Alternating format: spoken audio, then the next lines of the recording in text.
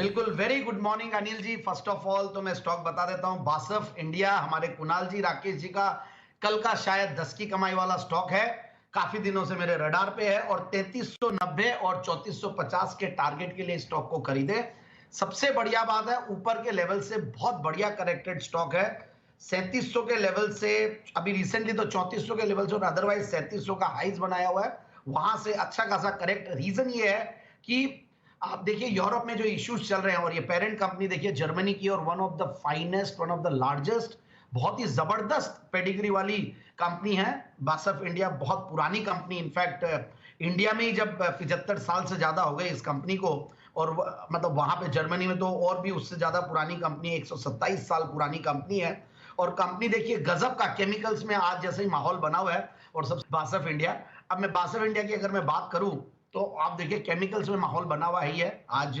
Overall Kunal जी ने भी सुबह सुबह बोला कि केमिकल्स में वापस में उन्होंने भी शायद आज, मुझे जहां तक ध्यान है, दीपक नाइट्राइट दिया है। तो 1.25 लाख के लगभग इनके एम्प्लॉइज है बासफ ग्रुप के वर्ल्ड अक्रॉस।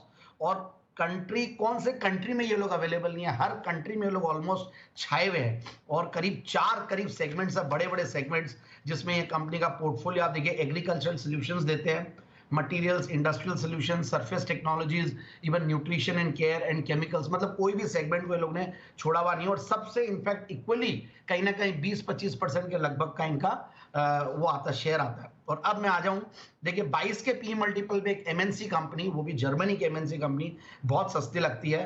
33-34 की रिटर्न ऑन कैपिटल एम्प्लॉयड, 29% की रिटर्न ऑन इक्विटी, और पिछले 3 साल के प्रॉफिट की क्या करें, 168%। चलिए इसमें एक अदर इनकम भी थी क्योंकि इन्होंने एक डिवीजन बेचा था, उसका एक बड़ा प्रॉफिट आया।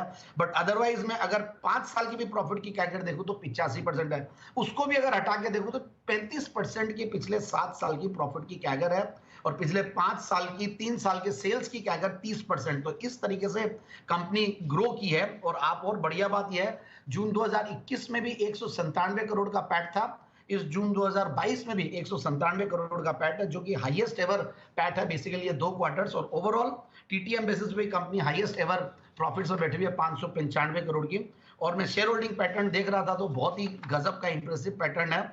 और 74% तो प्रमोटर्स की है ही है, उसके सामने 9% के लगभग, 9 से ज्यादा ही है, वो है एफआईएस डीआईएस की। और प्लूटस वेल्थ वो करीब 0.25% के लगभग शेयर होल्ड करते हैं इसमें, पब्लिक शेयर होल्डिंग में देखते हैं तो। मुझे लगता है कि स्टॉक को बिल्कुल इन लेवल्स पे लेना चाहिए। थोड़े बहुत रेटिंग्स को मैं चेक कर रहा था तो यूरोप की वजह से रेटिंग्स में थोड़ा इंपैक्ट आया था, बट ओवरऑल उनकी फिर भी इंडिया की क्रिसिल की जो रेटिंग है वो गजब की है। इंडियन ऑपरेशंस में कोई बहुत ज्यादा इंपैक्ट मुझे लगता नहीं कि आएगा ऐसा।